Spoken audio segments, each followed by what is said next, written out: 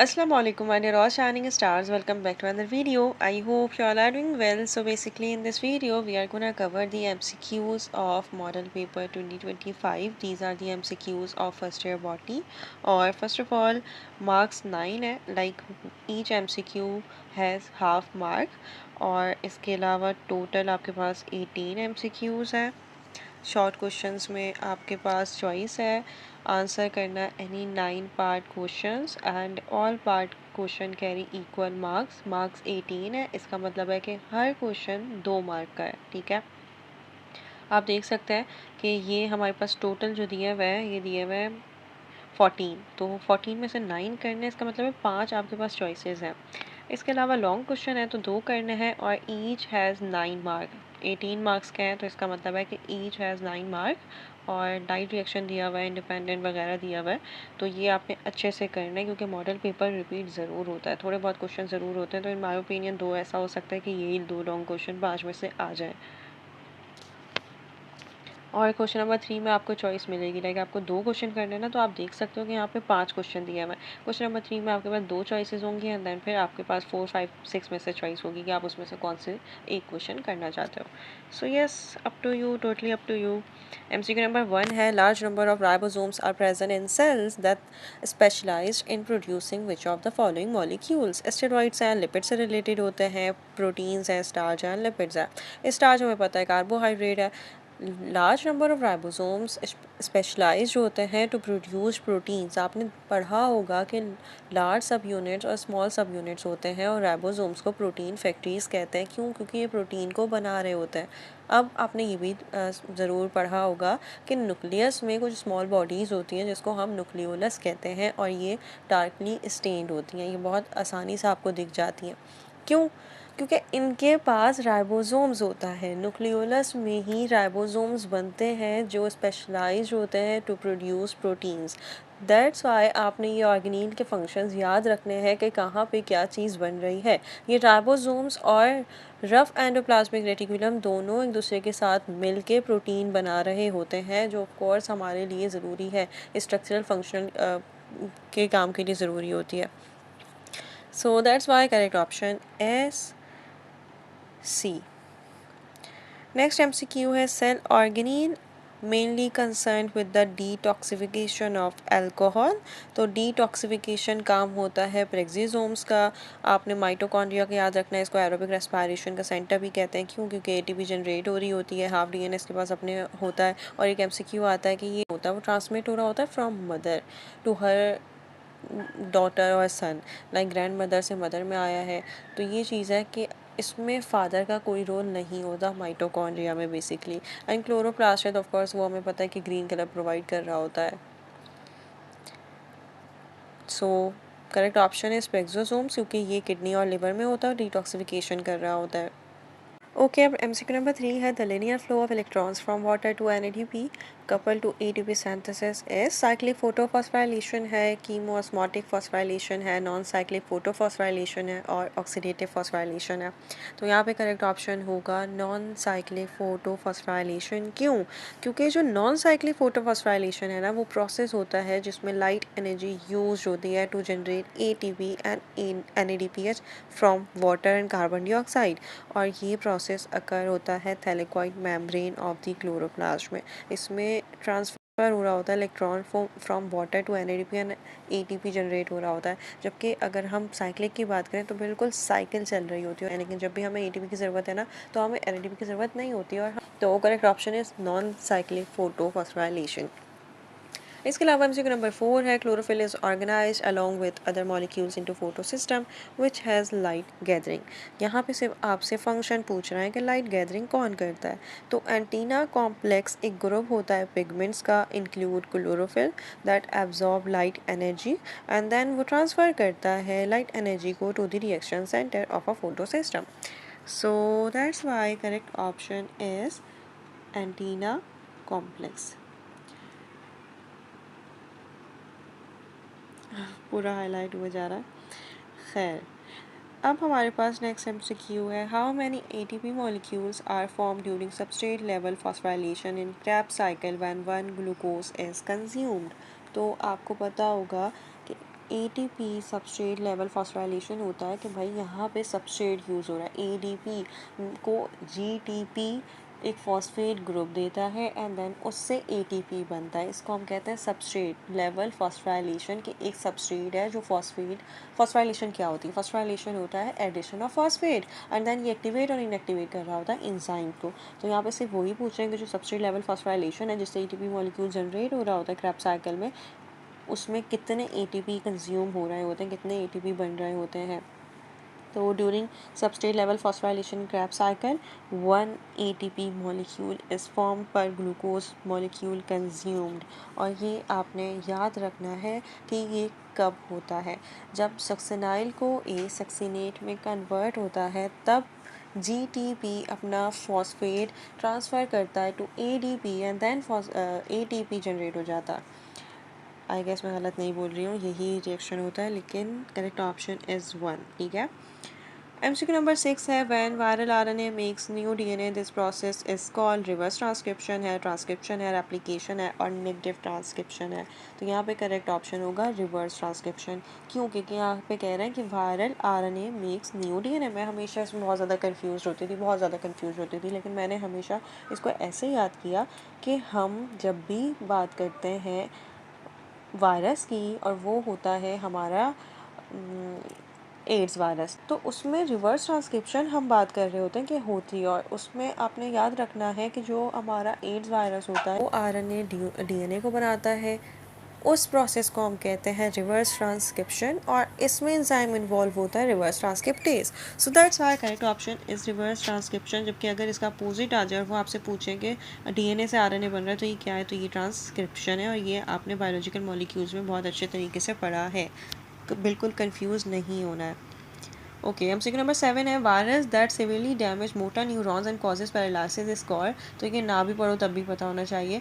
HIV virus ऐसा नहीं करता है, पैरालिसिस उसमें नहीं होती है, मोटर न्यूरॉन डैमेज नहीं होते हैं। मोटर न्यूरॉन्स कौन से होते हैं? न्यूरॉन्स एक स्ट्रक्चरल यूनिट है, फंक्शनल यूनिट है हमारे नर्वस सिस्टम का, जो जनरेट कर रहा होता है इम्पल्सेस को। उसमें सेंसरी न्यूरॉन्स भी आते हैं जो भी हमारे रिसेप्टर्स हैं वो डिटेक्ट कर रहे हैं किसी भी इंटरनल किसी भी एक्सटर्नल स्टिमुलाई को। स्टिमुलाई कहते हैं चेंजेस, जो चेंजिंग आ रही हैं हमारे इन्वायरमेंट में, वो इंटरनल भी हो सकती है, वो एक्सटर्नल भी हो सकती है। उन्होंने उसको डिटेक्ट कर लिया, जैसे आपकी तरफ बॉल आ रही है तो आपकी आईज़ ने जो रिसेप्टर्स हैं उन्होंने डिटेक्ट कर लिया। अब क्या होगा कि वो फ़ौरन से इम्पल्स जाएगी, जनरेट हो चुकी है, वो जाएगी हमारे सेंट्रल नर्वस सिस्टम में, ब्रेन में, एंड देन ब्रेन से हो जाएगी हमारे कहाँ पे?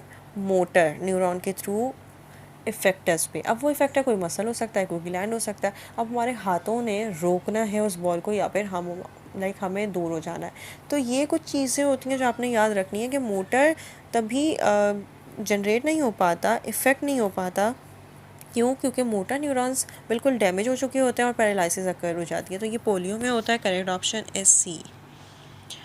ओके, नेक्स्ट MCQ है, AIDS mosquito is the vector of. So यहाँ पे सिर्फ और सिर्फ मॉस्किटो के बारे में पूछ रहे हैं कि ये किसका वेक्टर है, और ये आपने ऑफ कोर्स याद रखने होता है, इसमें कोई भी कॉन्सेप्ट तो नहीं है।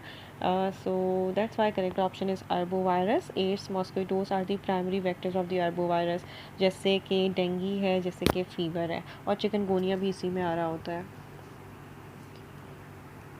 नेक्स्ट MCQ है, bacteria show several types of movement such as flexing, spinning, free swimming and creeping are called। तो यह आपकी बुक की लाइन है, ठीक है। तो यहाँ पे करेक्ट ऑप्शन होगा स्पायरोकीट्स। यही स्पायरोकीट्स होते हैं जो टाइप ऑफ बैक्टीरिया जो एग्जिबिट करते हैं यूनिक करेक्टर्स को, मूवमेंट्स को। दैट्स वाई करेक्ट ऑप्शन है स्पायरोकीट्स। ये बुक की लाइन है, इसको ज़रूर अच्छे से याद रखना है, ये ज़रूर पूछा जाएगा। इससे आप हिसाब लगा सकते हैं कि बुक की लाइंस भी पूछी जा रही हैं, तो बुक को भी ज़रूर पढ़ लेना एक दफ़ा। One of the first chemical to be used for disinfectant, तो ये ज़रूर पूछा जाता है, आपके चैप्टर बैक्टीरिया में ये पूरा दिया हुआ है और ऐसी चीज़ें ज़रूर पूछी जाती हैं। फर्स्ट केमिकल क्या है, कौन सा साइंटिस्ट है, तो प्लीज़ इसको आपने बहुत अच्छे से याद रखना है, फिनोल है।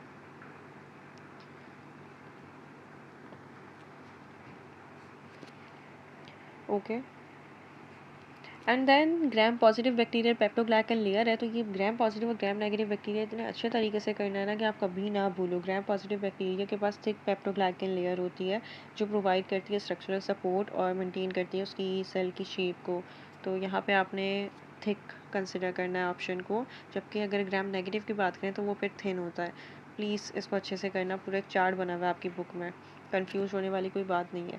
Active transport of sucrose into sieve element a step commonly called loading, unloading, diffusion and osmosis. Of course diffusion osmosis नहीं हो सकता, यहाँ पे बात हो रही है active transport of sucrose into sieve element, इसको हम कहते हैं फ्लोएम लोडिंग। ये एक प्रोसेस होता है जिसमें सक्रोज एक्टिवली ट्रांसपोर्ट होता है सीव एलिमेंट्स में, जो स्पेशलाइज सेल्स हैं in the phloem tissue in plants.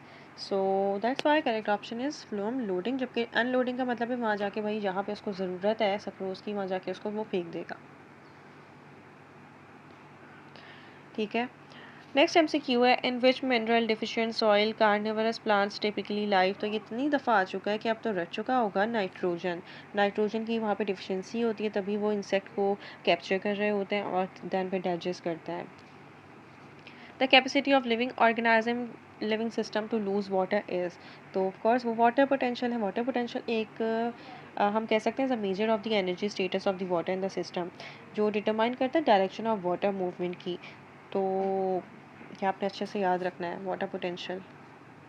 जबकि डिफ्यूजन का मतलब है हायर से लोअर में जा रहा है, आप परफ्यूम स्प्रे कर दें तो वो क्या होगा, पूरे कमरे में फैल जाएगी उसकी खुशबू।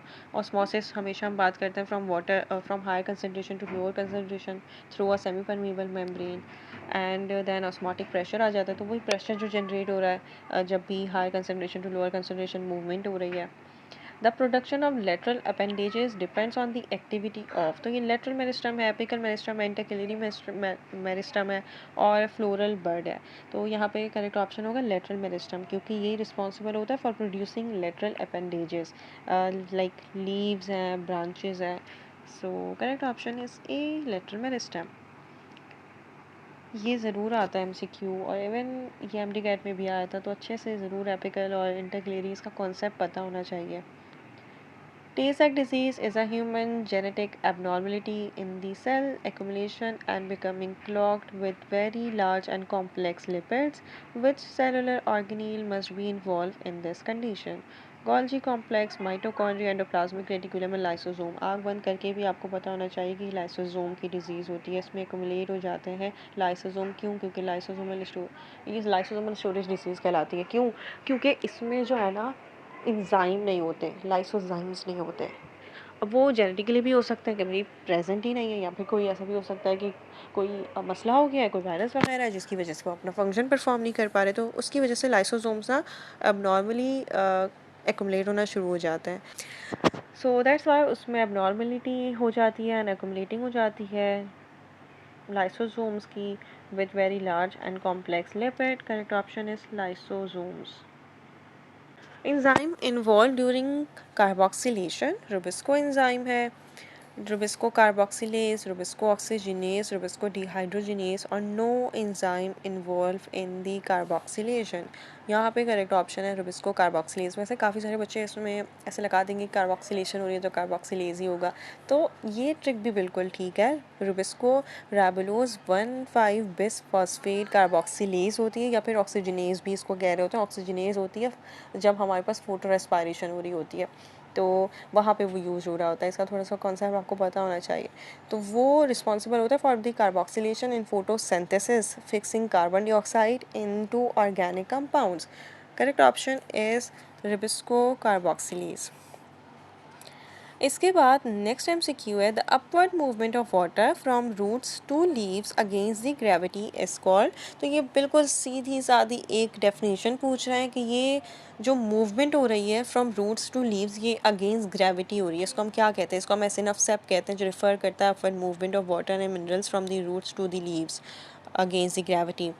सो ये कॉम्बिनेशन होती है रूट प्रेशर और ट्रांसपायरेशन पुल का। तो correct option is ascent of sap. जबकि ट्रांसपायरेशन होता है, ट्रांसपायरेशन का मतलब होता है ज़्यादा वाटर हो गया, वो ट्रांसपायर हो रहा है, वो निकल रहा है। और आपने गुटेशन भी पढ़ा होगा, गुटेशन का मतलब होता है कि ये जो ट्रांसपायरेशन होती है ना, ये होती है लाइक बहुत थोड़ा थोड़ा सा पानी है जो एक्सीड हो रहा है, लेकिन जो हमारे पास गुटेशन होती है ना, वो हाइड्रोथोर्स के ज़रिए हो रही होती है और उसमें ड्रॉपलेट्स होते हैं पूरे-पूरे पानी के। आपने अगर देखा हो सुबह, तो इतना ज़्यादा अगर पानी प्लांट को दें ना, तो उसमें फिर ऊपर ड्रॉपलेट्स आ जाते हैं, उसको हम कह रहे होते हैं गुटेशन। तो that's why correct option is ascent of sap. So that's it, this is enough from my side. I hope कि आपको ये एमसीक्यू समझ आ गए होंगे। कोई भी मसला हो, कोई भी एमसीक्यू समझ ना आए, यू कैन आस्क। अल्लाह हाफ़िज़, all the best to all of you.